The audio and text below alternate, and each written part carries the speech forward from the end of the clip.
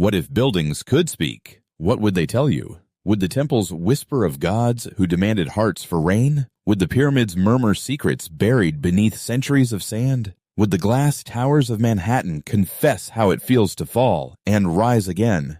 We walk through cities every day, but we forget something ancient. Buildings are not just walls. They are memory. They are prayer. They are defiance turned into stone.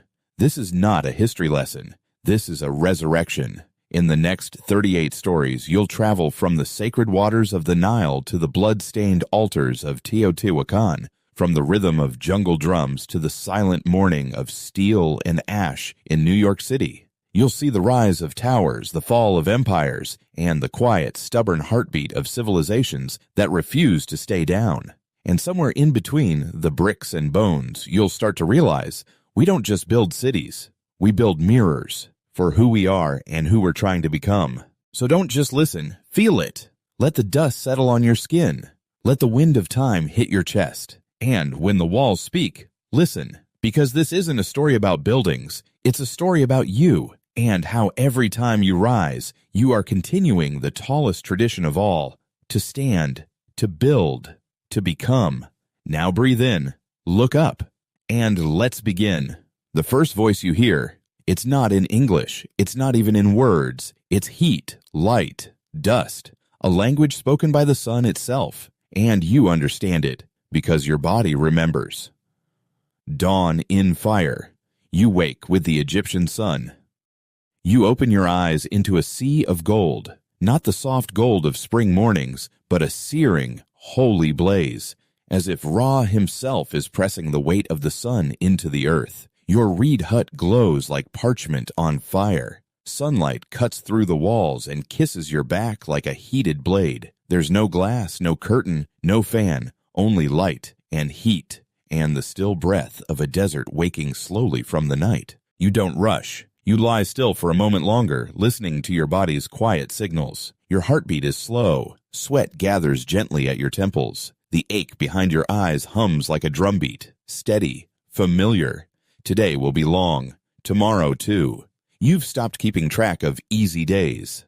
That word belongs to a different world. The heat is not your enemy anymore. It's a teacher. You grew up in it. Your bones shaped by sun, your skin made thick by dust. The first thing you ever felt, even before your mother's touch, was the heat of Egypt's sky pressing down on your newborn lungs. This warmth is no longer a burden.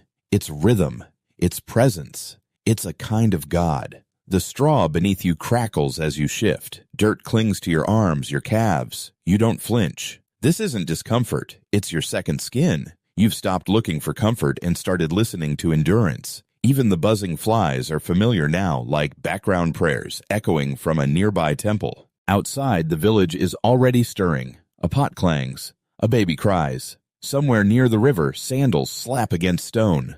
You rise. Not quickly, not dramatically. Just enough. Your body is stiff. Your throat is dry. But you know how to move through this. You've done it all before. Above you, the sun climbs higher. There are no clouds, no shadows, no illusions of escape. Just one long, burning truth. You were born into fire, and somehow, miraculously, you keep waking up in it. You step outside, your eyes narrowing against the blaze. Dust catches the light. The day has begun, just like it always has, for thousands of years. And you are still here. And so you rise into the blaze, not to conquer the day, but to meet it, to greet the same sun your ancestors bowed beneath. But before work, before worship, before the sweat begins again, there is only one place to go, one ritual older than memory, one path every body must take before it becomes a vessel again. Ablution in the sacred Nile, where life and death flow together. You walk slowly toward the river. The Nile glistens like a ribbon of molten obsidian beneath the morning sun, moving not with violence, but with patience. Its waters are old, older than kings, older than gods, older than memory itself. And yet, today, it waits for you. You remove what little clothing you have, fold it with care, and step in. The mud swallows your feet like an offering. The water rises to your knees, then to your hips. It is warm, alive. It wraps around you like breath. You close your eyes. This is not just bathing, dissolving. It is communion.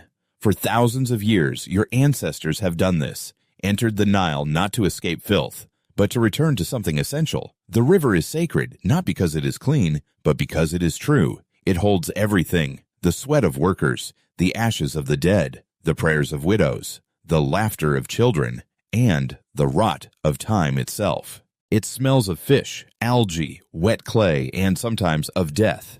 But you do not recoil. You inhale. You take a handful of silt and rub it across your arms. There is no soap, just earth, just texture. The sand exfoliates your skin with the same roughness life uses on your soul. Nearby, a crocodile slips back beneath the surface. You do not fear it. Sobek, the Ancient One, guards this place. He has taken others. Today he does not take you. Around you, others gather, women washing linen, men rinsing tools, children splashing, goats drinking. The Nile does not judge. It accepts. The water clings to your skin, cooling only briefly before the sun claims it again. But for this moment, you are held. You are part of something vast and breathing. You are not clean, not really, but you are reconnected. You step back onto the shore, carrying silt in your toes and silence in your chest. This was not a bath. This was remembrance. You leave the river with its silence still clinging to your skin, the water's memory tracing down your spine like a prayer unfinished. Your feet are heavier now, not from fatigue, but from grounding. The Nile has reminded you of who you are, but remembrance does not fill a stomach, and the body, like the spirit, must be fed.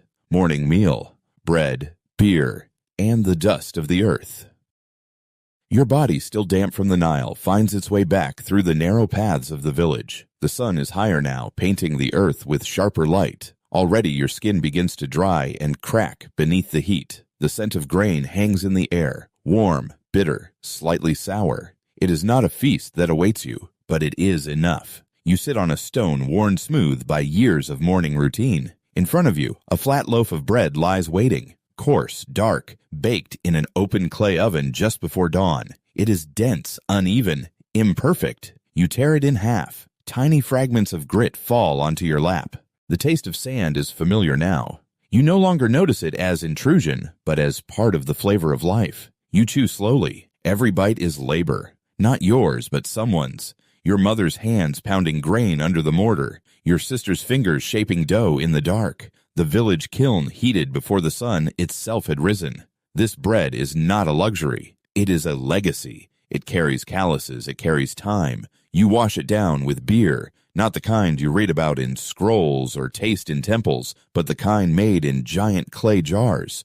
Cloudy, warm, thick. It is more porridge than drink, filled with half-mashed barley and hints of fermentation. You tilt the cup and drink deeply. It coats your tongue like ash and honey. And still, it nourishes you. It dulls the ache in your gut. It pushes back the void. Just a little longer, children run past, chasing each other barefoot, shouting nonsense. A goat bleats. Somewhere nearby, a man coughs into silence. You finish your meal. A few figs rest in a shared bowl, if you're lucky. If not, a clove of garlic. If even that is absent, you settle for the memory of sweetness, the ghost of fruit. But your belly is no longer empty. And for now, that is victory. There is no silverware, no tablecloth, no blessing spoken aloud. And yet, this is a ritual, as sacred as the weighing of the heart, as sacred as the sun's return. You sit quietly for a moment longer, letting the meal settle, letting your breath slow. You know what comes next. Work, heat, noise, blisters. But for now, you are still. You have eaten. You are alive. You are part of the great continuum, fed by grain, by sun, by ancestors, and by the dust that clings to all things in this ancient land. You rise from the stone where you ate, your belly no longer hollow, but your hands already restless. The meal is gone. The moment is over. And the real day, is waiting. Work, sweat, stone, and the rhythm that carves a civilization. The sun has climbed higher now. It does not ask your permission. It only presses downward, inward, like the weight of a god's gaze. You walk toward your labor. There is no schedule pinned to a wall, no rooster to call you, no overseer shouting names. There is only the rhythm, and you already know it by heart. Your hands find what they must: a tool, a basket, a rope. Your feet plant where they must, the edge of a field, the curve of a ramp, the mouth of a quarry. You do not ask, "What will I do today?" The day decides for you. The work begins without ceremony. You move alongside others, silent, focused, breathing in time. If you are on the fields, the soil clings to your ankles like memory. If you are in the stone yard, your spine hums from the impact of each hammerfall. If you are among the women, your hands never rest, grinding grain, carrying jars, soothing children with one arm while lifting baskets with the other. There is no break. There is only breath. You do not work for praise. No one claps when your back aches. No one counts your steps. But deep in the silence of it all, there is something close to music. The scrape of stone, the splash of water, the cough of oxen, the low humming of a woman carrying a child on her hip while weaving with her free hand. You sweat not in anger, but in rhythm, and in that rhythm there is belonging. The gods do not build temples with their own hands. They move through yours. Every brick laid, every trench dug, every sack hoisted onto your shoulder is part of a lineage, not of names, but of labor. The monuments will remember Pharaoh. The dust remembers you. Your fingers blister. Your shoulders burn. The linen on your back sticks like skin. Still, you move. And if you look up, just for a second, you might see the sun strike the stones in a way that makes them glow like gold. And for a moment you remember, this is not punishment. This is purpose. Even if your name never reaches a scroll, even if your body gives out before the flood season returns, you will have shaped this land. You will have bent earth, rock, and time with nothing but breath and muscle. You lower your head, you lift again, and the day goes on. The sun does not pity you. It only climbs. Your hands move, your shoulders burn, and the stones rise higher. Testaments not just to power, but to endurance. And as the weight of the day presses deeper into your bones, a truth settles with it. You may shape the world with your labor, but you must survive it with your silence. You cannot complain. Silence beneath the throne. Your back aches. The salt of your sweat has dried into your skin, leaving patterns like the cracked riverbeds of summer. Your fingers are numb. Your shadow grows short beneath your feet.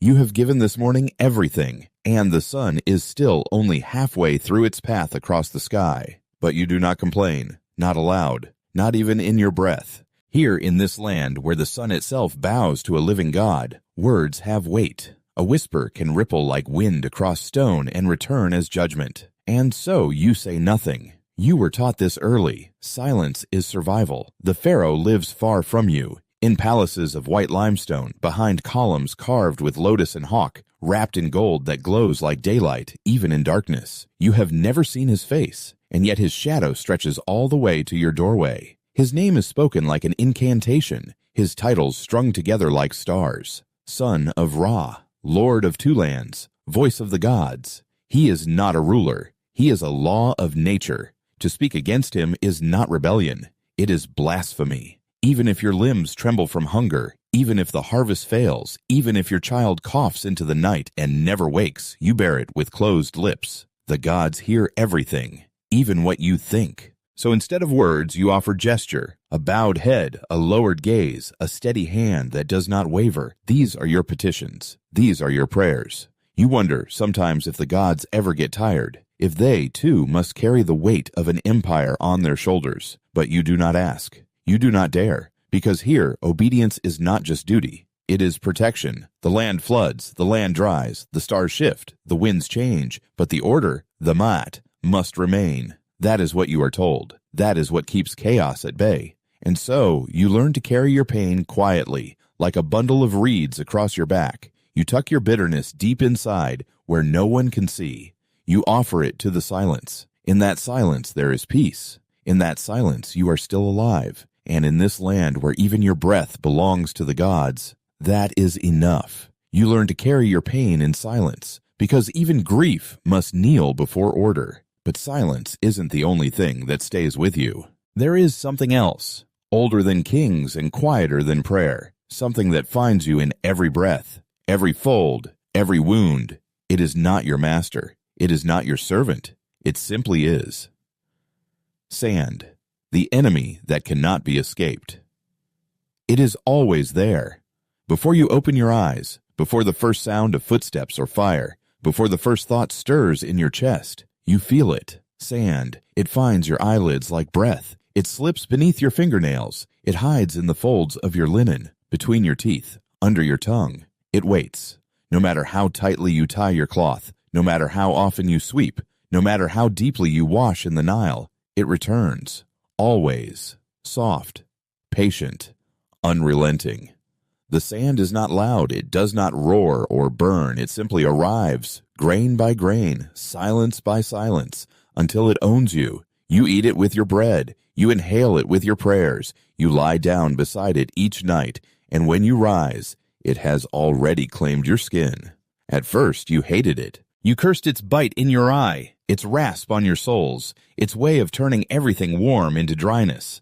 But over time, you stopped resisting, not because you gave up, but because you understood. The sand is not your enemy. It is your witness. It watched the gods carve the sky. It swallowed the bones of those who walked before you. It knows the names of those whose names were never written. It is history, broken into fragments, memory, without voice. Still, it wounds. It wears your feet down into callous. It turns your water into mud, your rest into itch, your breath into struggle. Even the stone cannot withstand it forever. Temples crumble not from storms, but from the slow, ceaseless kiss of sand. There is no escape. Not for you, not for kings, not even for the dead. You've seen tombs buried whole beneath it, statues worn faceless, roads lost, cities erased. Time itself cannot fight the desert. It only surrenders. And so, you learn the only thing stronger than resistance is rhythm. You walk with it, not against it. You cover your eyes, you wrap your feet. You swallow without complaint. You accept the sting, because this is the cost of living in a land that is both cradle and grave. This is what it means to be part of Egypt, not just its blood, but its dust. You do not fear the sand anymore. You carry it with you, and in that, strangely, is power. You do not fear the sand anymore. You carry it with you, and in that, strangely, is power, because in this land, even the harshest elements become sacred. Even the dust that blinds you has touched the feet of gods. And in that quiet surrender to what cannot be controlled, you begin to understand something deeper. Survival alone was never the point.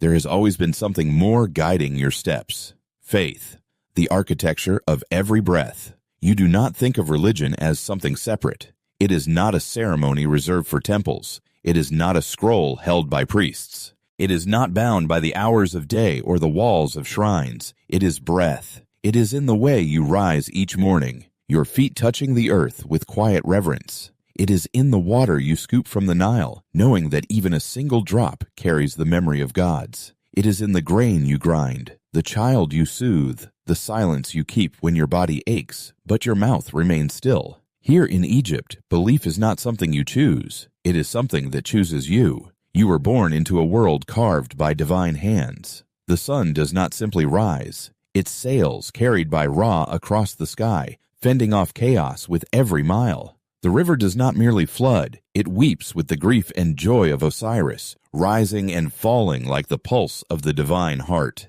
Even death is not an ending. It is only the next trial. You have been told since your first breath that your heart is being weighed, even now, against a feather. That every lie, every act of cruelty, every moment of selfishness leaves a mark. And when the day comes that your body is wrapped and sealed and returned to the earth, your soul will face judgment, not before a court, before a balance. If your heart is heavier than the feather, you are gone, not punished, but forgotten. But if it is light, you may walk forever in the field of reeds, where the crops are always tall, the water always sweet, and no one toils. And so, you try. You speak truth when it burns. You feed others when your stomach protests. You carry burdens that are not yours, not because someone watches you, but because something greater lives through you. You do not know the names of all the gods. There are too many. But you know how to bow your head to the sun, how to whisper thanks to the flood, how to hold silence in the face of suffering. That is enough. Your life is not yours alone. It is part of a design older than the hills, more intricate than the stars. And so, every breath becomes a prayer, not spoken, but lived. Your life is not yours alone. It is part of a design older than the hills, more intricate than the stars. And so, every breath becomes a prayer, not spoken, but lived. And when that breath falters, When fever takes hold, when the pulse skips, when the balance tilts, you do not run to logic. You return to what you know, because here even healing is a form of devotion. Medicine, where science wears the mask of magic. You are not sure what heals you. Is it the honey, warm and thick, pressed into wounds? Is it the powder made from dried lizard bone, ground fine and whispered over by trembling hands? Is it the chant, the rhythm of words repeated 3 times, always 3, echoed into fevered ears? You do not know. But when someone you love is ill, you use them all. Here, in the heart of Egypt, the body is not simply blood and breath. It is a vessel of balance. Illness is not just a failing of flesh, but a disruption of Maat, the order of all things. A cough may be more than a cold. A fever may be more than infection. A headache may carry the shadow of a god offended. So, you go to the healer. He greets you not with a scalpel, but with incense. He opens a scroll not filled with anatomy, but with prayers and symbols, part instruction, part invocation. He smells of frankincense, of dust, of time. He asks questions not only about the body, but about dreams, about recent quarrels, about omens. Your sickness is not yours alone. It belongs to the world that surrounds you. And yet, there is knowledge, deep, practical, enduring. He knows which root lowers a fever, which herb soothes a wound, which mixture stops the blood. He has watched women die in childbirth, and he has held infants alive despite the odds. His hands have set bones, drained infections, stitched torn flesh with fiber pulled from palm leaves. And sometimes he cannot save, but that too is known. That too is sacred. When all else fails, there are still the gods.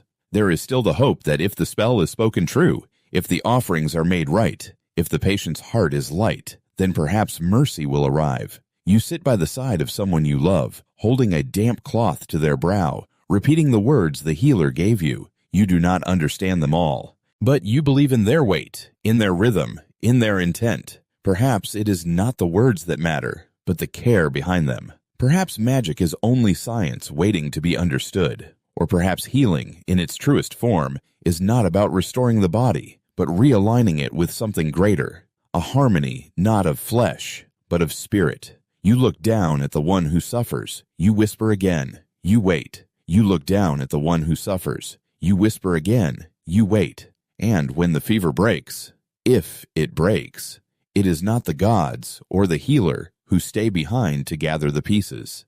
It is her. Women. The power carried inside burdens. You see her before the sun does. She is already awake, already moving, kneeling by the fire, grinding grain, rocking a child strapped to her back with a frayed strip of linen. Her body bends, folds, rises, bends again. She is fluid and flame, quiet and constant.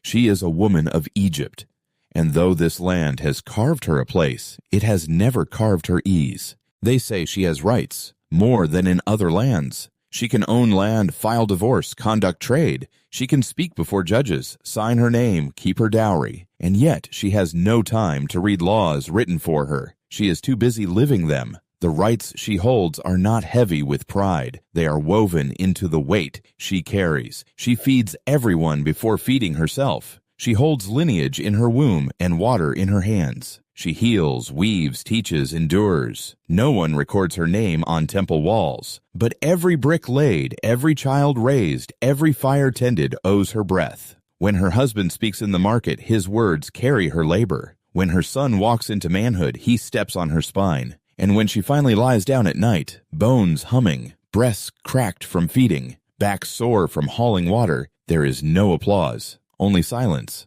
only darkness. Only her own breath reminding her she is still alive. But do not mistake her softness for silence. There is steel in her. She has stood at funerals and birthed children hours later. She has buried husbands and rebuilt homes. She has whispered the names of gods into cloth as she wove them into protection. She knows the weight of the Nile, of drought, of hunger. She knows the laws of men and the laws they forget. And when she walks, the sand parts not from power, but from memory. Because the earth remembers her. The clay remembers her touch. The bread remembers her hands.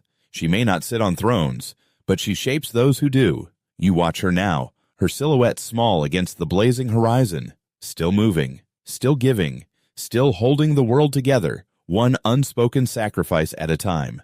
And you wonder how many generations have survived because someone like her never stopped. And you wonder how many generations have survived because someone like her never stopped. But even she, like all things under the sun, must one day stop moving. And when that day comes, it is not grief that fills the air. It is preparation, death, not an ending, but a return. You have always known this moment would come, not with fear, not with surprise, but with a quiet nod, as if welcoming an old traveler returning to the village. You do not run from death. You prepare for it. Every day, in every act, you grind your grain not only to eat, but to practice presence. You speak truth not only to avoid punishment, but to keep your heart light. You honor the gods not with dread, but with rhythm, knowing they are listening not just at the end, but always. Now, the breath comes slower. The hands that once carried water and children now rest. Your name is spoken in whispers. The room is dim, lit with oil and memory, and you are not afraid.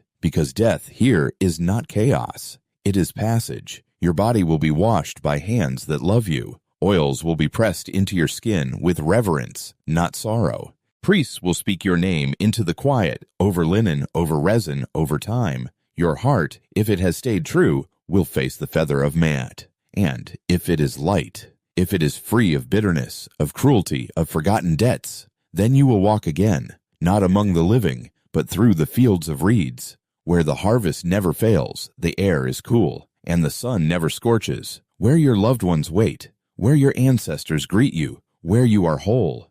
And even if the weighing fails, even if your name is lost to wind and stone, you will still return to earth, and in dust you will nourish the next. Your bones will become the land, your voice, the hum in someone's breath, your story, a whisper in the grain, and in that, too, is eternity. You have lived as one among millions, but you have mattered, because to be born in Egypt is to be carried by gods and returned to them when the work is done. So you close your eyes, not with fear, but with peace. And the sun, faithful as always, rises again. And the sun, faithful as always, rises again. You are gone, but others remain. And they, like you once did, rise with the dawn, wrap their bodies in linen, and carry your memory in the soles of their feet.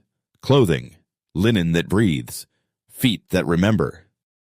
You do not dress to impress. You dress to endure. There are no silk robes, no jeweled belts, no shoes polished for walking, only linen, thin, rough, sun-bleached, and your own bare feet, calloused by the story of the land. Each morning you wrap yourself not in fabric, but in necessity. The linen is light. It does not protect you from the sun. It lets the sun through. It clings when you sweat, flutters when the breeze is kind, absorbs dust like a second skin. There are no buttons, no seams, no excess, just folds. Simple, practical, forgiving. Sometimes it tears, sometimes it fades, but you patch it quietly, without complaint. The cloth is not sacred, but the rhythm behind it is. You know exactly how it moves with your body, where it tightens, where it lets you breathe. And always, your feet are bare. You do not wear sandals unless the stone path is sharp or the temples demand formality. Even then, they are simple. Woven reeds, thin leather straps, easily broken and just as easily remade. But most days, you choose the earth. Your soles know the temperature of the dirt. They know where the ground dips, where the clay is cool, where the sand burns. They carry you across fields, over bricks, into rivers, through ash. You have walked so long this way that your skin has learned to listen. Sometimes it hurts, but more often it connects. There is no barrier between you and the land that feeds you, tries you, accepts you. When you kneel, your knees find earth. When you rise, the dust follows. When you sleep, your clothing folds beneath your ribs like breath. You own little, but you are not poor. You have enough. Enough to cover what must be covered. Enough to move. Enough to continue. And in this land where even the gods walk barefoot through temple courts, you do not need luxury. You need freedom. So when you walk beneath the sun, your shoulders bare, your linen damp with labor, your feet hardened by time, you are not lacking. You are honest. You are rooted. You are Egypt, and like the linen you wear and the earth beneath your feet, your life is not measured by its ornament, but by its endurance. Lifespan, brief as breath, eternal as memory. You do not expect to grow old. You have seen too many return to the earth before the rains come. Fevered children wrapped in linen far too soon. Strong men silenced in the middle of their harvest. Women whose wombs gave life, but whose hearts did not survive the bleeding. There are no promises here, only patterns. You may live 30 years if the gods are generous. 40 if your body is iron and your luck is gold. But most leave before the lines on their faces can finish telling their story. And yet, you do not waste time fearing what shortens life. You spend it learning how to fill it, because here, in this land where the sun never rests, you are taught early that longevity is not the measure of meaning. It is presence. It is intention. You wake each morning as if it may be your last. You offer your hands to labor, your voice to song, your sweat to the land. You do not hoard words or withhold love. You do not wait for tomorrow to speak truth or bury the dead. You carve names while the stone is still wet. You hug children while their breath still smells of milk. You kiss your mother's hands every time you leave, because not all who leave return. Death is never far, but neither is reverence. Each moment, each task becomes a ceremony. Lighting a lamp, tearing bread, rinsing a wound, burying the old, naming the new. You do not ask, why so short? You ask, how shall I live inside this shortness? And when you see another pass, eyes closed, arms stilled, voice returned to silence, you do not cry out in defiance. You bow, you breathe, you remember. Because memory here is longer than life, and the name that is spoken after death is stronger than the flesh that carried it. So you live not to avoid death, but to deserve remembering. And in that, you are free. But even freedom in this land does not always last, not even in death, not when hunger still walks the earth above your grave. Tomb robbery, when even death cannot keep its peace. You always thought that death would bring stillness, a final rest, a place beyond hunger, beyond heat, beyond calloused hands. And yet, even in death, the body does not always sleep undisturbed. Beneath the sand, beneath the carved walls and painted ceilings, beneath prayers whispered into sealed jars, there is no guarantee of peace, because somewhere above, someone is hungry, not just for gold, but for bread, for medicine, for survival. And hunger does not kneel before the sacred. You have heard the stories, tombs cracked open under moonlight, linen stripped, amulets pried from the skin of kings, spells defaced, names erased. You want to be angry. But how can you curse the hands that dig when you know those same hands once carved your father's tomb? When those fingers once held children too weak to cry? When that back once bent beside yours beneath the same unforgiving sun? The thief is not always a stranger. Sometimes he is your neighbor. Sometimes he is you. In a land where the living struggle to stay alive, the dead become currency. And so the line between reverence and desperation fades. Even the priests have been caught unwrapping the dead they once prayed for, melting rings, selling alabaster jars to foreign merchants, burying the desecration in silence. And what of the dead? Do they cry out, disturbed in their journey to the next world? Do their hearts grow heavy with rage, tipping the scales that once floated them toward eternity? Or do they, too, understand? Do they remember what it meant to starve, to fear the flood's failure, to trade dignity for breath? Perhaps even the gods forgive the desperate. Still, you hope. Hope that your tomb, however humble, will go untouched, that your name, etched in small letters, will be spared, that your afterlife, whatever it holds, will not be stolen. You place your faith not in stone, but in remembrance, in the hope that someone someday will still speak your name with care. Because even if your bones are scattered, if your heart has been sold, if your shoptis lie broken in foreign hands, you lived. And in this broken holiness, this trembling hunger, this fragile humanity, you still belong, even when your tomb is shattered, even when your name is traded for coin, even when your bones are scattered like grain across centuries. Some part of you keeps walking, not toward a grave, but toward something older than burial, something deeper than death, a place not built to hold remains, but to awaken them. The temple of Quetzalcoatl, where serpent and God become one. You think you have reached the end. The flesh has returned to earth. The name has faded from stone. The tomb has been breached, the silence broken, but something calls you onward, beyond death, beyond forgetting. A wind stirs through the veil between worlds, and you follow. And there it stands. The temple stone upon stone, carved with the breath of ancestors. Each stair rises like a pulse in the earth. Each face of the great serpent juts from the wall with open jaws. not in hunger, but in invitation. The air is thick with time, with incense that never stops burning, with prayers whispered even by the stones. This is no tomb. This is a threshold. Quetzalcoatl, feathered serpent, bringer of wind, lord of learning and light. Not just God, not just beast, but something in between, like you. He moves in the in-between spaces, between life and death, sky and soil, man and star. He sheds his skin not to flee, but to become. To remember that divinity is not fixed. It transforms, and so do you. Here you are no longer peasant or king, no longer corpse or child. You are presence. You walk between the carved fangs without fear, not because the serpent is tame, but because you recognize yourself in its coils, the hunger for wisdom, the longing for flight, the memory of dust. The walls shimmer with murals, sun and serpent, flame and feather, mouth and star. None of them speak in words, but you understand them all. This temple does not ask for sacrifice. It asks for return to origin, return to sky, return to the truth you buried beneath labor and law, that within you lies the same fire that shaped the cosmos, that your breath was never yours alone, that the path to divinity is not escape, it is embodiment. You stand at the center of the temple, and the wind rises. It moves like a serpent through your bones. It opens your chest without tearing. It hums your name in a tongue older than stone. And in that moment, you are not waiting for afterlife. You are already there. Because here, in the place where gods descend and serpents ascend, where time folds like linen and stone remembers your footsteps, you have not died. You have become. But the temple is not done with you, because for every ascent, there is a descent. For every god that rises, there are souls that were laid down. The wind quiets, your steps turn inward, and beneath the coils of the feathered serpent, beneath the murals and the rising breath of stone, something waits. Beneath the temple, 200 bodies, bound for the divine. You feel it before you see it.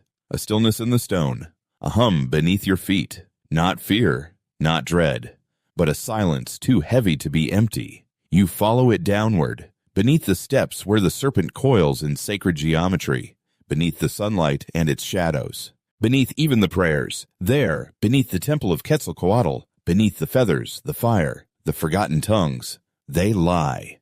200 bodies, stacked, layered, bound. Their arms were tied behind their backs, their heads turned toward the gods, their mouths forever closed, not by death, but by devotion. Some wear collars made of human jaws.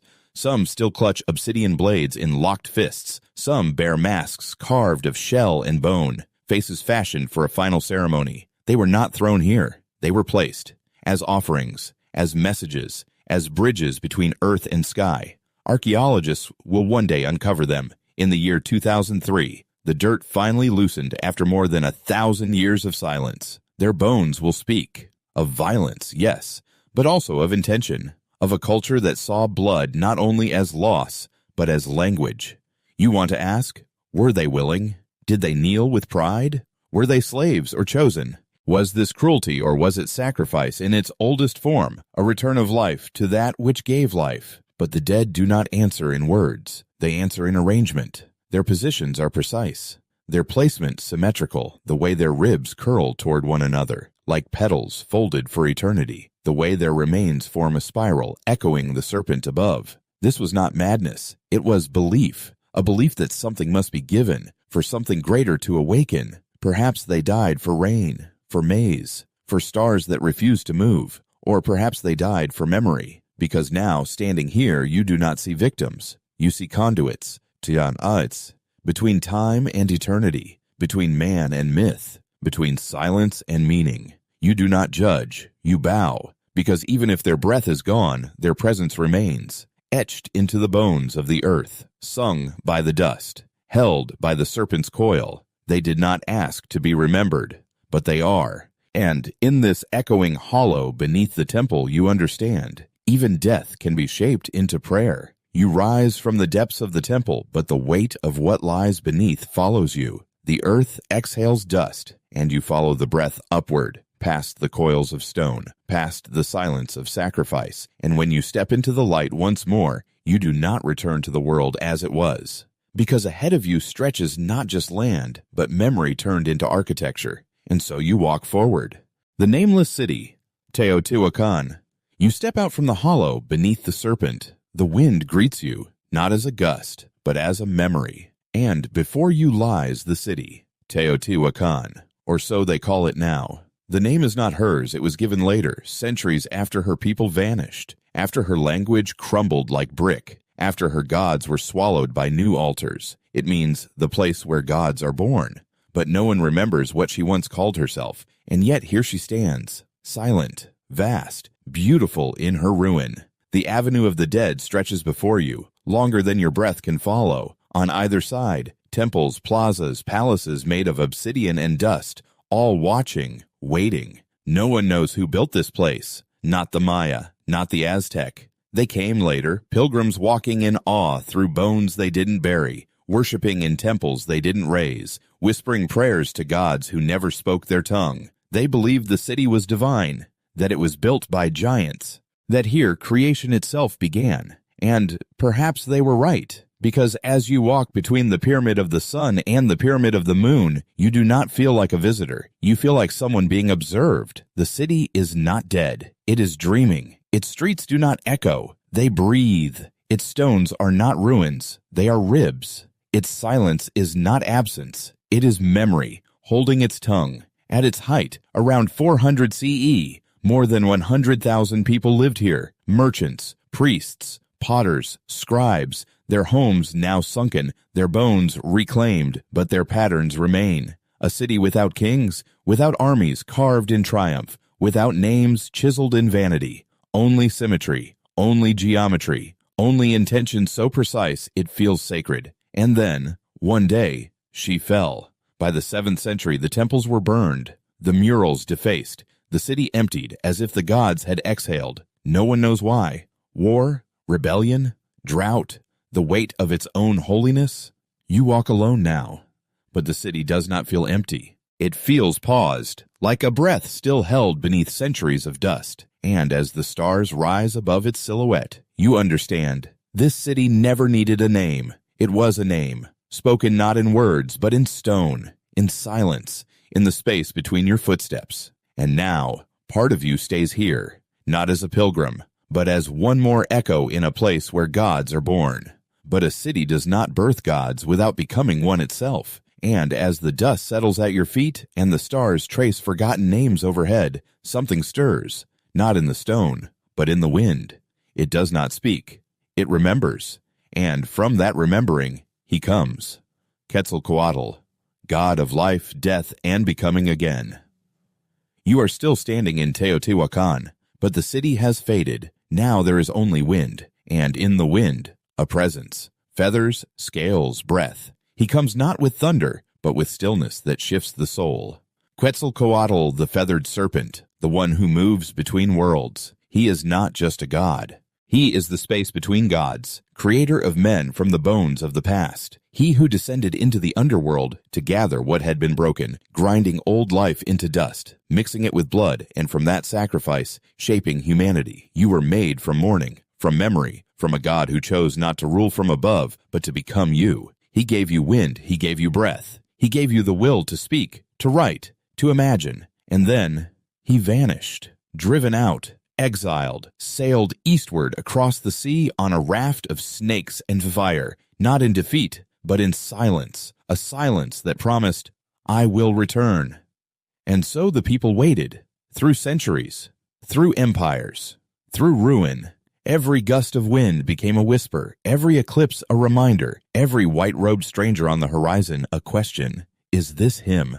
But Quetzalcoatl is not just one figure. He is not skin or crown or temple. He is what happens when something ends and chooses to begin again. He is death that kneels before life. He is the serpent that rises into sky. He is the God that breaks himself so the world can heal. And now, as you breathe in this place where his temple still stands, though empty, though weathered, you realize something profound. He never left, because he was never outside of you.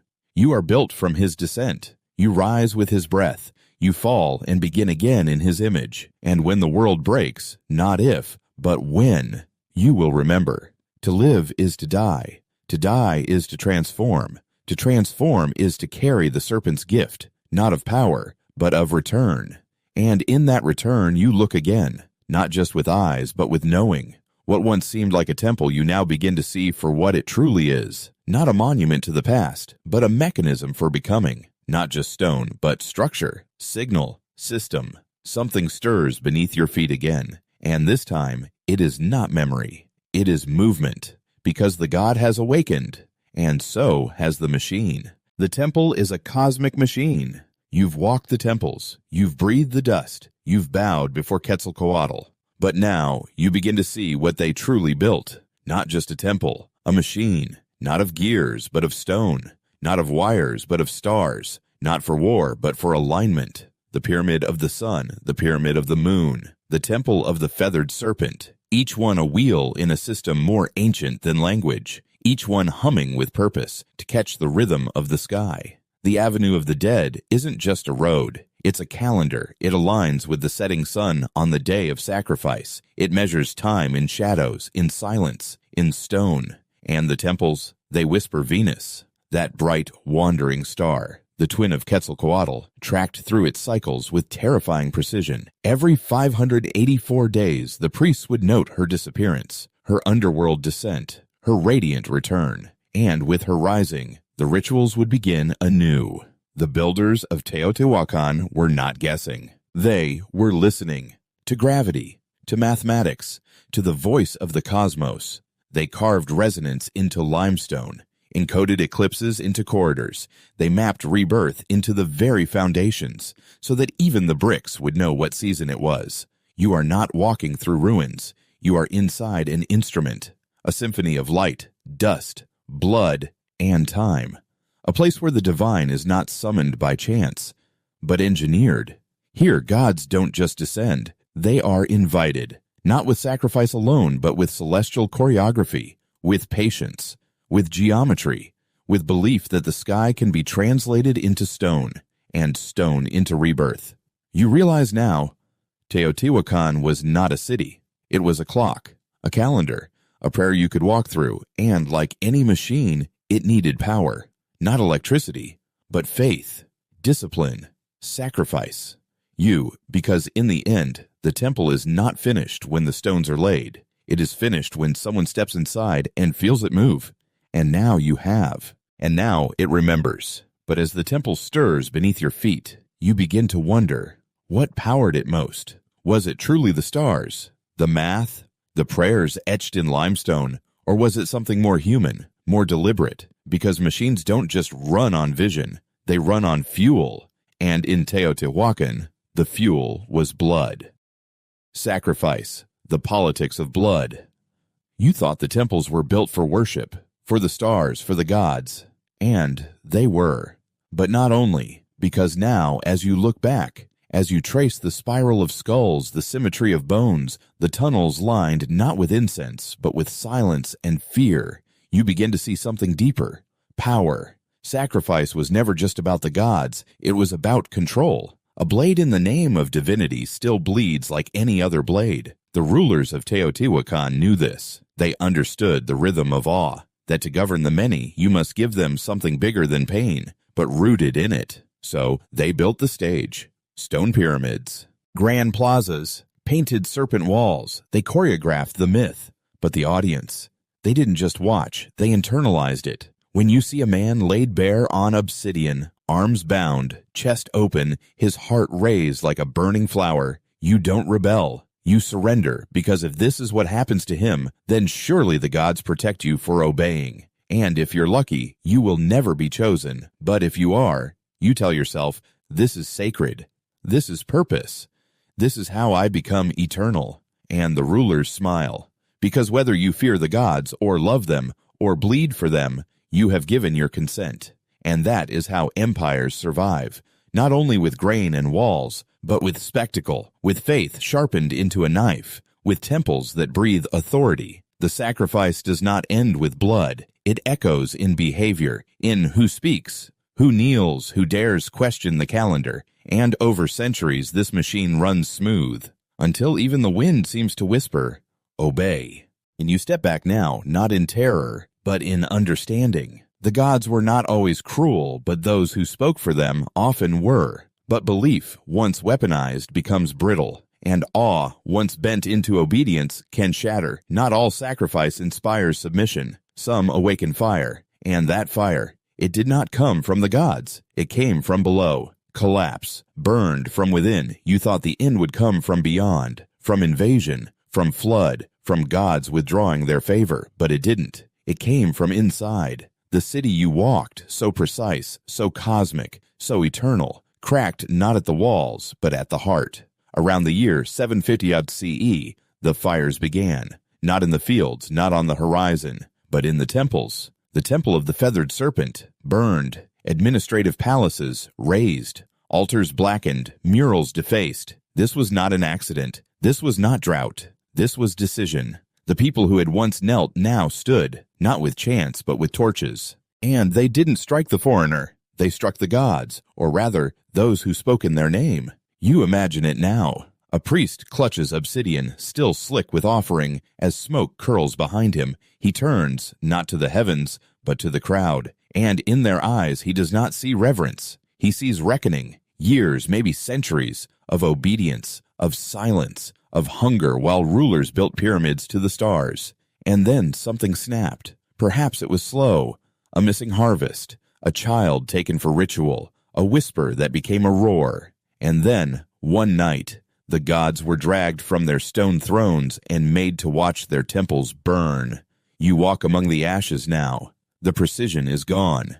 The geometry melted. The calendar stopped. This city did not fall from weakness. It fell from awakening. The very hands that laid the bricks, fed the priests, carried the offerings. Those hands tore it down, not to erase the gods, but to reclaim the silence.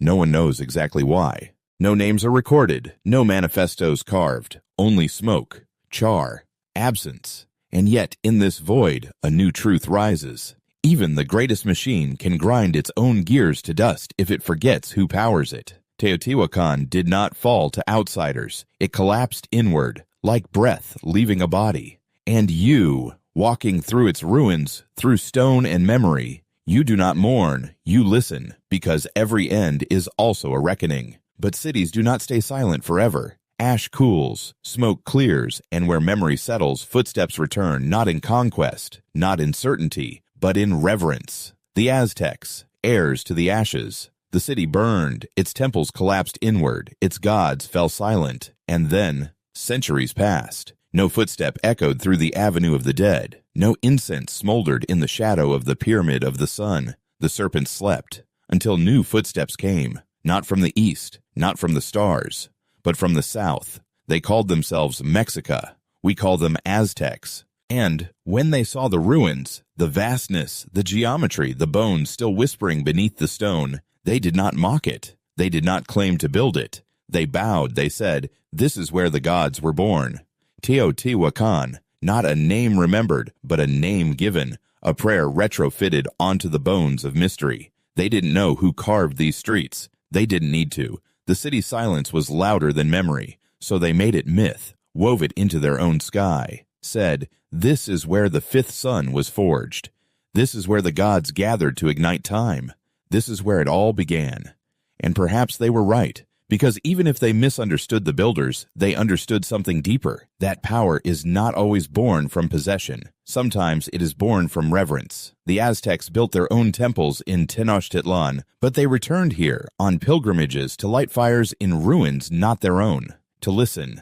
And in doing so, they wove Teotihuacan back into the world, not as a city of the past, but as a place outside of time. A place where gods still stirred in the soil, where bones still remembered the sky, where silence was never empty. You stand where they stood, and like them, you do not ask who built it. You ask why it still speaks. Because Teotihuacan is not just history. It is inheritance, not by blood, not by conquest, but by awe. And even now, as wind moves across stone, as tourists wander where warriors once knelt, the city does not vanish.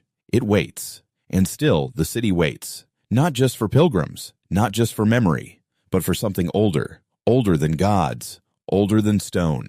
Because beneath every myth and beneath every ruin, there is something deeper still. A rhythm, a breath, a beginning, the beginning. Rhythm before words, before the pyramids, before the gods had names, before the sun had a number. There was rhythm, not spoken, not written, but felt.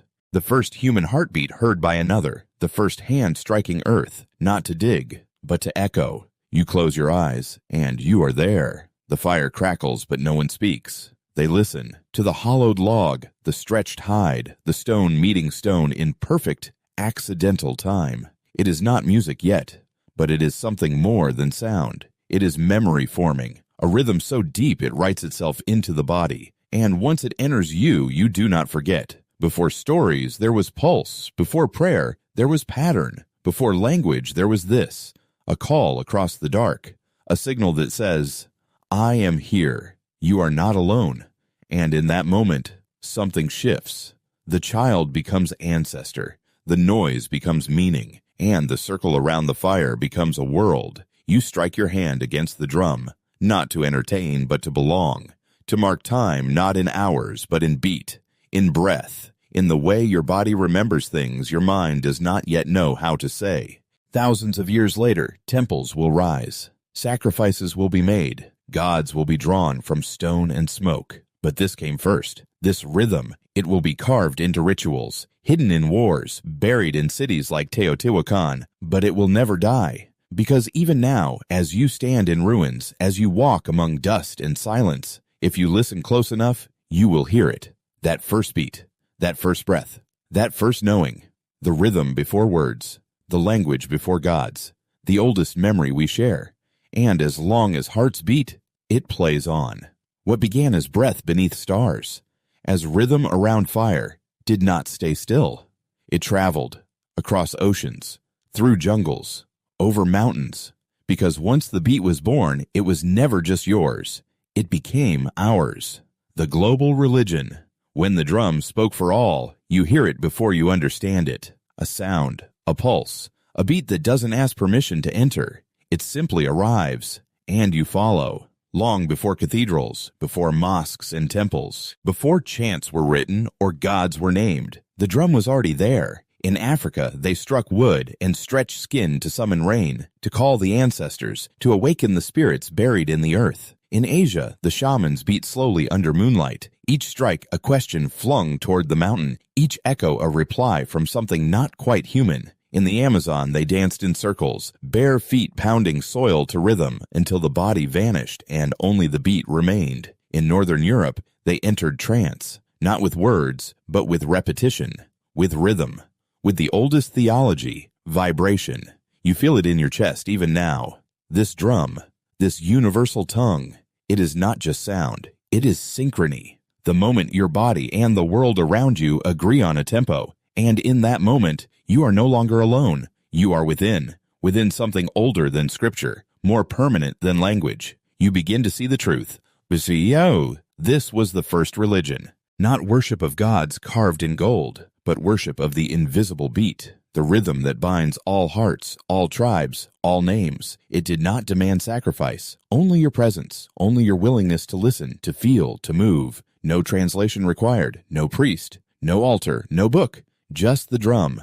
And the knowing that came with it. Every continent built it differently, but the truth was the same. Strike the skin, call the sacred, become one. And even now, when cities drown in static and silence is rare, if you close your eyes, truly close them, you will hear it. The heartbeat of 1,000 ancestors, the drum that named no God because it was God.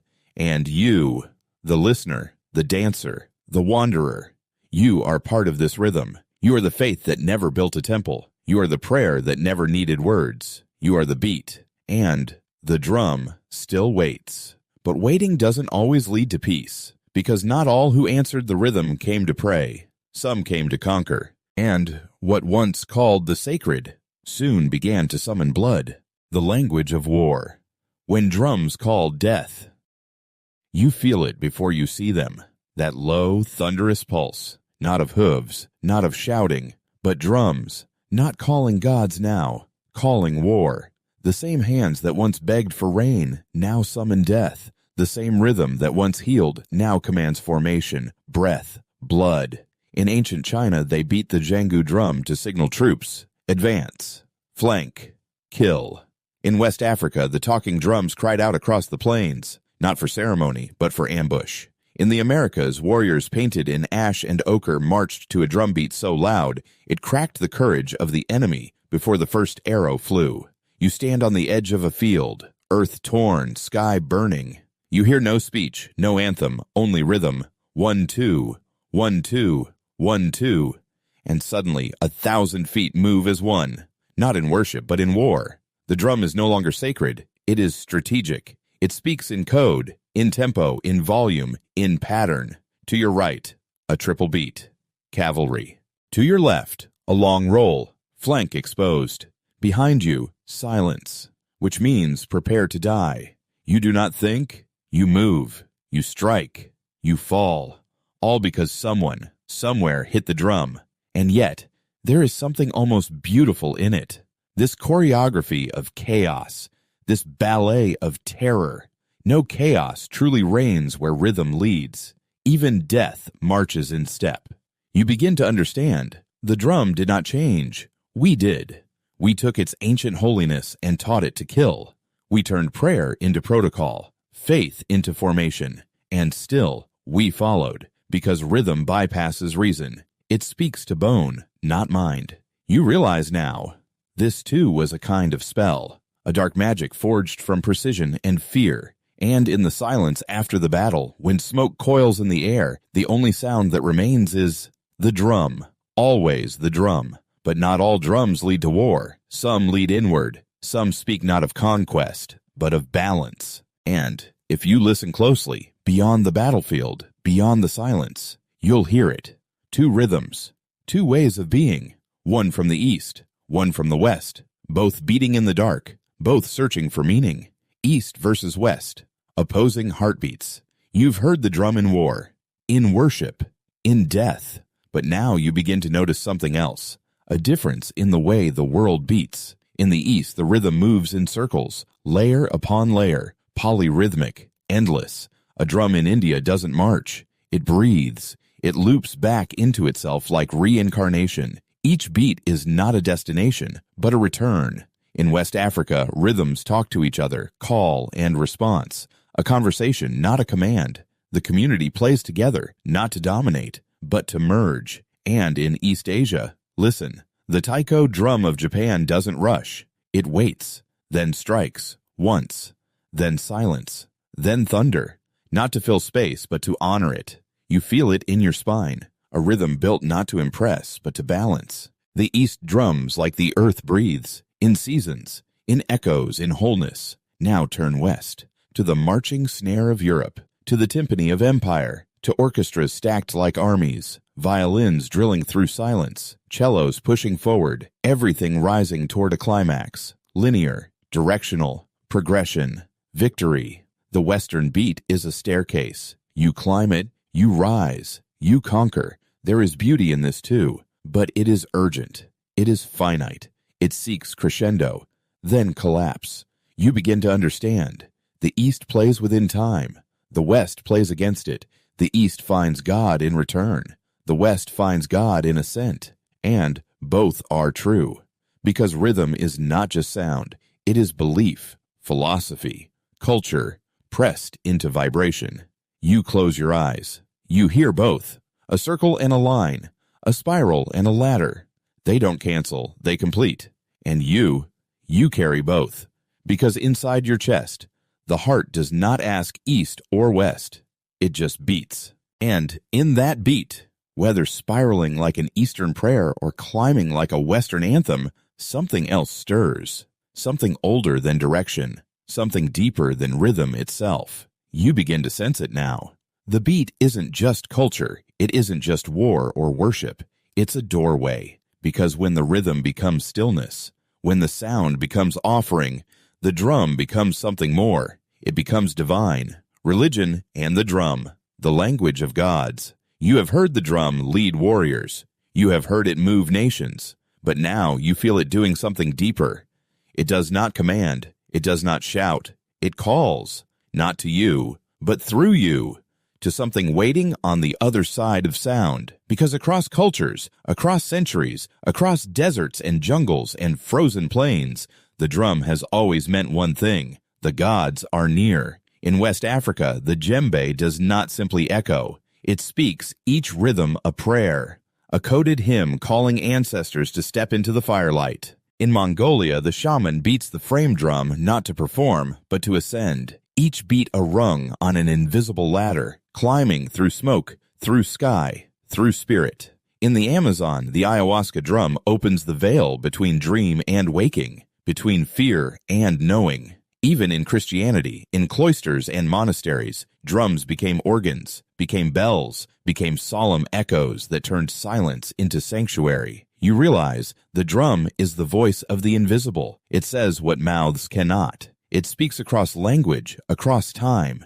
It is the one sound no God ever needed translated, because the divine never listens to words. The divine listens to intention, to pulse, to rhythm, to surrender. And when the drum begins and when your heart syncs with it, you're no longer standing in this world. You are in the threshold. You are at the mouth of mystery, and it is open. This isn't metaphor. It is technology of the soul. Every strike of hide and wood is an invitation, a ripple through reality that says, "Come, speak. We are ready to listen." And something does come. Sometimes a vision, sometimes a storm, sometimes nothing but the feeling that you are not alone, that you are never alone, because when the drum speaks, the gods remember your name. But gods are not the only ones who listen. Time marches forward. Empires fall. Altars crumble. Yet the drum keeps speaking, not to summon the divine, but to express the human. And now the beat is not a prayer to the sky, but a conversation with the soul. The temples have vanished, but the rhythm walks on, into a smoky room, under dim lights, where another kind of magic begins. Modern drums, the jazz of freedom. You're no longer in the jungle, no longer in a temple, no bones, no gods, no blood-soaked altar. Now you're in a smoky club in New Orleans. It's 1925. Your collar's open, your heartbeat is syncopated, and the drum is no longer sacred. It's cool. You hear it before you see him. The drummer. Not a priest, not a warrior, just a man behind a kit. 5 pieces, hi-hats, brushes in hand, eyes closed, and somehow, with nothing but wood, metal, and timing, he makes the air move like magic. This is the drum set. The Frankenstein child of centuries, a bass drum borrowed from marching bands, a snare drum pulled from military roots, cymbals from Ottoman cavalry, all fused into one machine, played by one soul. And in jazz, that soul is free. This is not about war, not about prayer. This is conversation. The trumpet throws a phrase, ta-da-da-da, and the drummer responds, bam. They talk. They tease, they argue, they fall in love right in front of you. And the beauty is, no one planned it. The sheet music was burned decades ago. This is instinct. This is memory. This is rhythm remembering it once was God, and now it is human. The drummer shifts. Brushes become sticks. Tempo rises. He's not keeping time. He's breaking it. And yet, it swings, it flows, it breathes. You realize this is still sacred, not in a temple, not in war, but in the way a person tells their truth without words. In the way a single strike can say, I exist, I feel, I refuse to be quiet. The gods had drums, the warriors had drums, and now so does the soul. You sit there in the back of the club, drink in hand, heartbeat leaning sideways, and you think the drum never died, it just learned to swing. And from smoky clubs to open streets, from solos to symphonies, it kept evolving. Not by forgetting its past, but by carrying it in every beat. Because rhythm is not confined to one stage. It spills across borders, across languages, across skin tones and time zones. And if you follow it far enough, past the jazz halls, past the marching bands, past even memory, you'll hear something else rise, a sound not bound to any one place, but to the earth itself, because the world drums too. Drums across the world. When the earth itself beats you, close your eyes, and the planet becomes a drum. Not one. Thousands, tens of thousands, all playing at once, From the Sahara to Sao Paulo, from Seoul to Senegal, from your neighborhood garage band to a sacred procession in Bali, the beat is everywhere. You hear the samba in Brazil. It's fast, sweaty, ecstatic, a riot of color and rhythm, drums slung over shoulders like weapons of joy. You hear the taiko in Japan, massive barrels struck with choreographed power, each blow like a heartbeat of the mountain itself. You hear the tabla in India, complex, mathematical, but playful, like a genius child tapping secrets into the skin. You hear the djembe in West Africa, where rhythm is history, identity, language, where a master drummer can tell you who you are without ever speaking your name. You even hear the subway performer in New York, flipping a plastic bucket upside down, making it sing like it's made of bronze. And suddenly, it hits you. These people don't know each other. They speak different tongues, live different lives, but their hands do the same thing. They remember, not with their minds, but with their palms, with the pressure of skin on skin, wood on hide, stick on metal. A universal memory, carried not by books, but by beat. You begin to smile, because this isn't nostalgia. It's not about ancient temples anymore. It's about now, right now, this moment, when the world still speaks drum, when rhythm still moves hips and heals hearts, when a child in Kenya and a busker in Berlin and a monk in Bhutan can all close their eyes and hear the same call, the call that says, you belong, you are not alone, you are part of this rhythm too. And maybe, just maybe, this is what peace sounds like, not silence, but drums.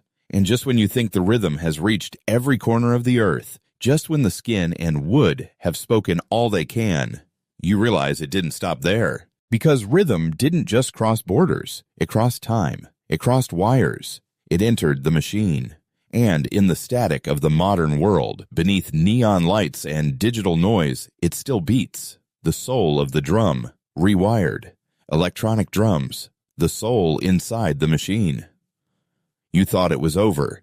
You thought when the vinyl cracked, when the samplers came, when the DJs replaced the drummers, the beat would die. But it didn't. It just evolved. You walk into a nightclub. It's 1 o'clock a.m. The lights are low. The bass is seismic. And somewhere behind the synths, the lasers, the code, you hear it. That pulse. It's not wood anymore. Not skin. It's ones and zeros, circuits and samples. But it still moves you. This is electronic rhythm, born in Berlin, Detroit, Tokyo, raised on loop machines and drum pads, grown into entire universes of sound. And yet, it's still the drum. In techno, the kick lands like a heartbeat too big for the chest.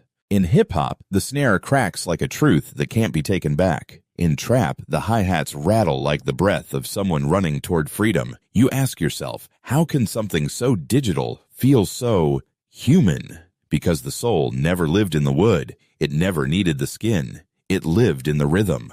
Always has. Always will. Someone once said technology would make music cold, but they forgot. Humans touch every button. Behind every beat is a story. A kid in their bedroom crafting kicks that scream louder than poverty. A producer sculpting snares that slap like protest signs. A dancer catching light with their feet because the rhythm said, you still exist. And in that moment, you realize drums didn't die. They went underground. They went digital. They went global. They survived because rhythm doesn't care what carries it. It only asks one thing. Do you feel me? And you do. With every drop, every rise, every silence between sounds, the ancestors are still here, in your headphones, in your playlists, in the club at 3 a.m., in the lo-fi beat that helps you sleep. They just speak through plugins now, but the message is the same. We are still here. We are still beating. We are still alive. And then you wonder what the rhythm sounded like before the plugins, before the cities pulsed with speakers and steel. What did the beat feel like before the drum kit, before the club, before even the name New York? To find the answer, you have to step back, way back, to a quieter beat, to a rhythm not made by man, but by wind, by river, by ridge. You have to return to the island before it rose. Early Manhattan, the city that lay low before the steel, before the skyline, before the noise and neon. There was quiet and green. You stand on a ridge of rock as the wind lifts your hair and the Hudson breathes beside you like a sleeping animal. This is Manhattan, but not the one you know. No concrete, no sirens, no spires clawing at the sky, just trees, rivers, fog curling through untouched valleys. You hear something in the silence, not drums now, but birdsong, insects, and the slow language of creeks. This land belongs to the Lenape. They call it Mannahatta, island of many hills. And it is exactly that. Sacred ridges, deer paths, berry thick groves, a world alive in rhythm, not of industry, but of the earth. Then they come. The Dutch. They don't come with armies. They come with trade. And in 1626, a deal is struck. Not with gold, but with trinkets. Goods worth 60 guilders, about 24 US dollars today. And just like that, Manhattan begins to become something else. You blink, and the trees thin. A dirt path becomes a lane. The lane becomes a grid. Wooden homes squat low like settlers unsure they'll be allowed to stay. And they build flat, not because they're humble, but because they haven't yet imagined anything more. This city doesn't yet know how to rise. It crouches. It watches. It waits. It is the inhale before the trumpet, the rest before the jazz solo, the silence before the skyline, and you, standing in both times, feel the heartbeat under your boots. It is slow, steady, but it's there, a drum beneath the bedrock, waiting to quicken, waiting to climb. And then, one day, it does. Not with a roar, but with a click, a hum, a rising platform, because even the quietest rhythm eventually wants to be heard, and what was once flat, watchful, and waiting now begins to rise. The building revolution, elevators and steel bones. You blink, and suddenly Manhattan is no longer content to lie low. The forest is gone. The wooden cottages, shrinking in the shadow of something new. You hear it before you see it. A metallic rattle, a hiss of steam, the clink of iron ambition. Then, clank, a door shuts. A platform rises. It's 1853. And a man named Elisha Otis has just changed everything. He invented the safety elevator, not just a machine, but a promise. You can go up, and you will not fall. You smile, because now people dare to dream vertically. But the elevator is only the beginning, because just a few decades later, the second miracle arrives, steel frame construction. Before this, buildings bore their own weight. Thick walls, heavy stone. Height was a burden. But now steel is the skeleton, strong, light, flexible. It carries the building so the walls can breathe, so the windows can grow. And suddenly, New York doesn't build buildings anymore. It builds spires. You stand at the base of a 10-story tower, neck craned, eyes wide. It feels impossible. And yet, it's only the beginning. Because once we learned how not to fall, we forgot how to stop climbing. Between 1870 and 1900, Manhattan's skyline begins its first ascent, not just from necessity, not just for profit, but because the city has discovered a new kind of gravity, one that pulls us upward. It's not just about space. It's about identity, about saying to the sky, we are here, and we are rising.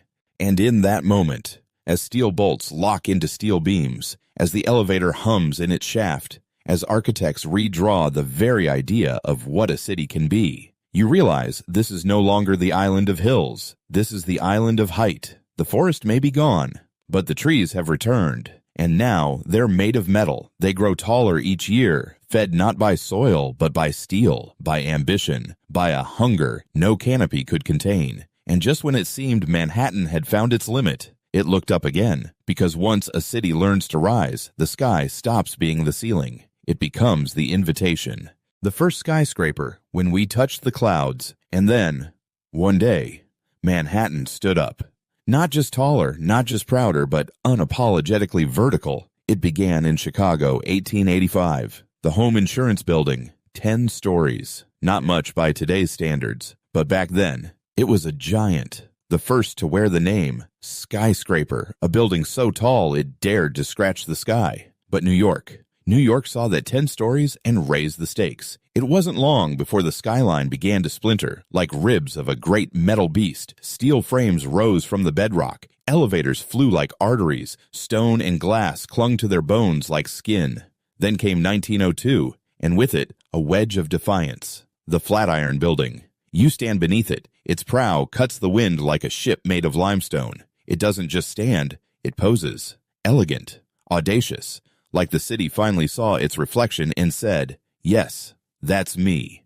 You feel it in your chest, a strange mix of awe and belonging, because this isn't just architecture, this is ambition made visible. These buildings don't rise for shelter, they rise for story. They rise because no one ever built a myth sideways. And now, every floor climbed is a line of poetry. Every window glowing at night is a verse in a new kind of gospel. That man can shape the sky, not just look at it, not just pray toward it, but build into it. And though it began with 10 stories, you know it won't end there, because Manhattan has tasted the clouds, and it will not settle for the ground again. The buildings grow bolder. The skyline sharpens like the edge of a dream. And just when you think the city can't climb any higher, the world falls apart. And that's when it happens. New York doesn't flinch. It reaches even further. Empire State. When height became hope. It's 1931. The world is crumbling. Bankers jump from windows. Fathers search for bread. Dreams lie shattered across the pavement like broken glass. And yet, in the heart of Manhattan, something rises. Floor by floor, bolt by bolt. Steel against storm. Vision against vacancy.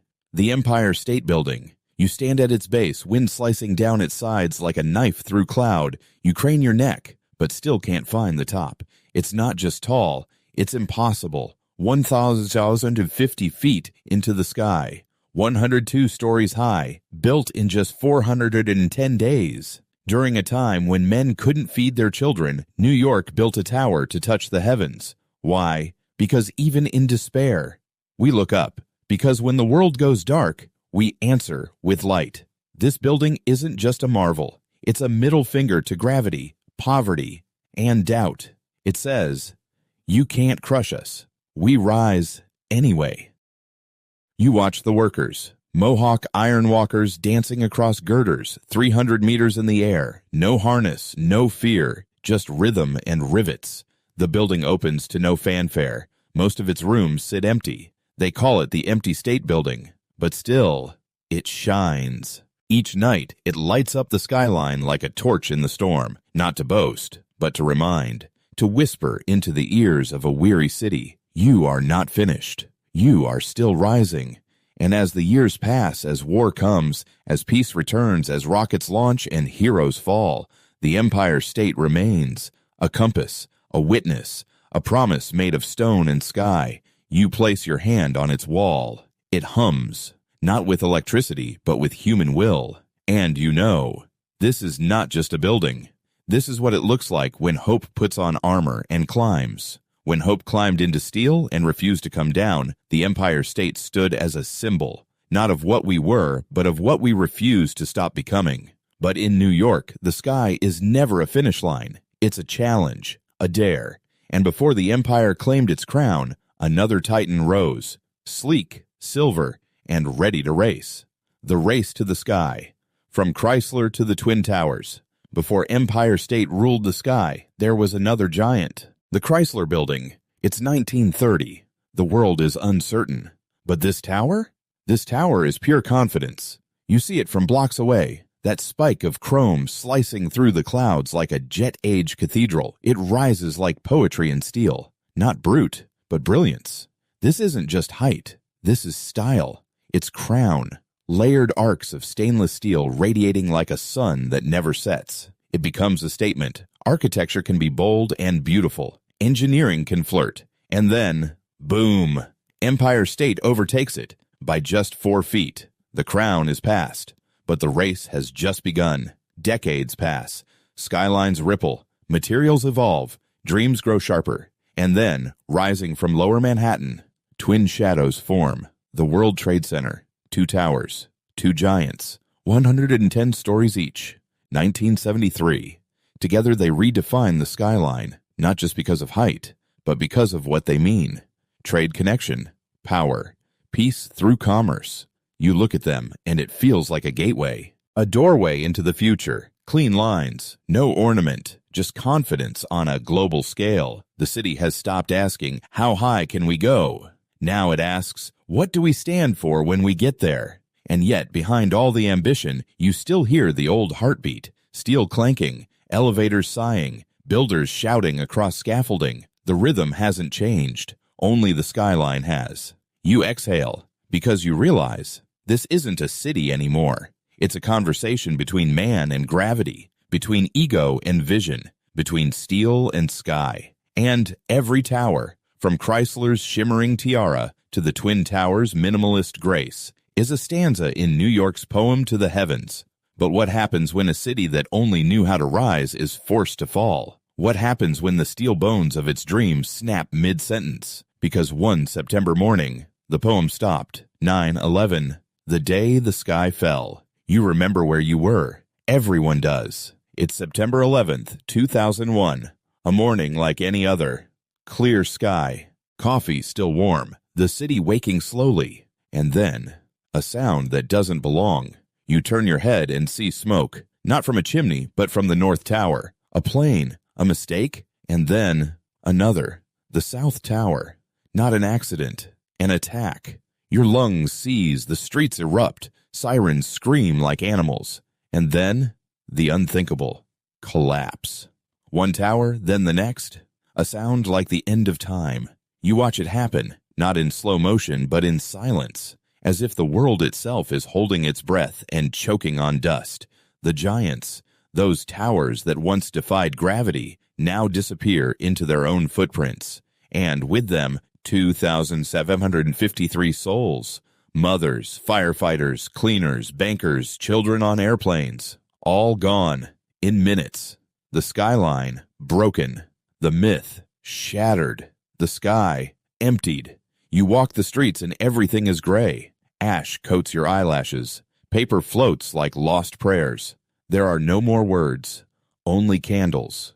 Photographs taped to walls, names read through tears. This isn't just the fall of buildings. This is the fall of certainty, of safety, of the illusion that we were untouchable. New York still stands, but different, quieter, angrier, kinder somehow, more fragile, more awake. And even now, decades later, you can still hear it, the silence where steel once sang. But grief, even when it feels endless, does not mean the story ends, because beneath the ash, something kept breathing. Not the towers, but the spirit. And slowly, brick by brick, light returned to the skyline. One world trade.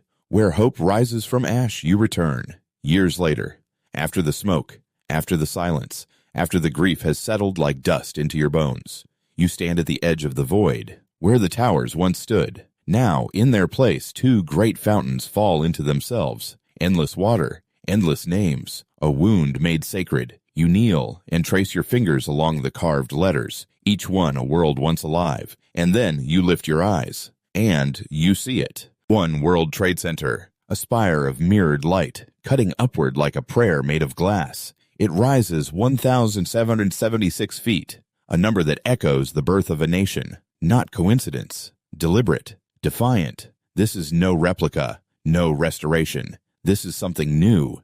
Built not to forget, but to remember forward. Its base is a fortress. Its walls, reflections. You see yourself in it, small but standing. This tower does not scream. It whispers, I am here. I remain. I carry them with me. Inside, sunlight filters through spaces meant for silence. The museum hums with reverence. The memorial pools murmur like breath. And at the very top, where the wind once carried fire, now stands a beacon. At night, it glows. Not bright, not loud, but steady. A signal, a promise, a star born of tragedy. You realize as you look up into its glimmering spine that this building is not a monument to loss. It's a declaration of life. Not we survived, but we rebuilt. Because some cities bend, some cities break, but New York rises, and time, like scaffolding, wrapped itself around the grief. Not to cover it, but to build from it. Because New York doesn't just mourn, it transforms. It remembers with steel. It honors with reinvention. And so, you walk forward, years later, into a city reborn. Manhattan. Today, a forest of glass and memory. You walk the avenues now, they shimmer, not with fire, but with reflection, glass everywhere, curved, mirrored, towering, a forest of steel and sky growing from the concrete roots of centuries. The old is still here, but it's wearing new skin. Brownstones hold hands with black granite towers. A deli from 1942 glows beneath a residential high-rise shaped like a twisted helix. Old jazz leaks out from behind double-paned windows designed by algorithms. You pass Hudson Yards, where entire neighborhoods have risen from rail yards. Sculptures spiral toward the clouds. Elevators float like bubbles. Everything seems to glide. But the heartbeat remains. A saxophone solo drifts from a subway platform. A cabbie curses in 4 languages. A mural of a woman crying in Technicolor stares out from a brick wall built in 1910. This city hasn't stopped dreaming. It just learned how to stream those dreams in 4K. The skyline no longer climbs in competition, but in choreography. Towers twist. They lean. They shimmer like rivers turned vertical. You look up at one Vanderbilt, its glass slicing into the stratosphere, and beyond it, Central Park, still stubborn, still green, still holding space for breath. Even here, in this age of climate codes and AI-controlled elevators, you feel the past in the pavement. You feel the Lenape Hills beneath the grid. You hear the hammers of Mohawk ironworkers in the wind. You see the ghost of the Flatiron reflected in a Tesla showroom. Manhattan isn't just a city anymore. It's a mirror ball. Each facet a century, each flicker a memory, each beam of sunlight a whispered story. And somehow, even with all the change, you recognize her. She's older, taller, more polished, but still wild, still impossible, still standing. And as you stand there in the shadow of mirrored giants and the echo of jazz from a hidden window, you realize these aren't just structures. They're sentences. They're declarations, not just of what we've built, but of who we are. Because a city isn't made of steel. It's made of stories. And every building is a voice in the choir of our becoming. Buildings are not just homes. They are our standing declarations. Look again. That tower, that spire of steel and glass, that temple, that ruin, that crooked wooden hut on the edge of the world, it's not just a building. It's a sentence, a gesture, a testament. You see, we've always wanted to stand up, first from all fours, then from hunger, then from fear. And when we ran out of sky to run from, we built toward it. The first huts were made of mud, but they meant more than shelter. They meant we belong here. The first temples, not just for gods, but for meaning. The first skyscrapers, not just for commerce, but for courage. And today, even in a world of climate graphs and glass towers grown from spreadsheets, every building still asks the same question. What does it mean to stand? Because we could have stayed in caves. We could have hid in valleys. But instead, we looked up. We dug into the earth to rise from it. Every floor added is a sentence in the story of hope. Every window opened is a sigh of survival. Every brick set by a trembling hand says, I am still here. And even when we fall, we rebuild, taller, wiser, not because we forget, but because we remember what it means to keep going. You look at a building now, any building, and see more than walls. You see stories. You see someone's first kiss under a stairwell, a grandmother boiling rice behind a cracked window, a poet crying in an office on the 47th floor. A janitor watching the sunrise from the roof at 4 a.m. Buildings are not dead things. They are standing hearts, beating, breathing, witnessing. So the next time you walk through a city, don't just look up, listen, because the buildings, they're talking. And what they say, what they've always said, is simple. We are still rising. You look up at the sky, not to find an answer, but to ask yourself a question. What have we built? Temples, towers, cities of glass? Or have we been building something deeper? Declarations in stone that whisper, I was here, I stood.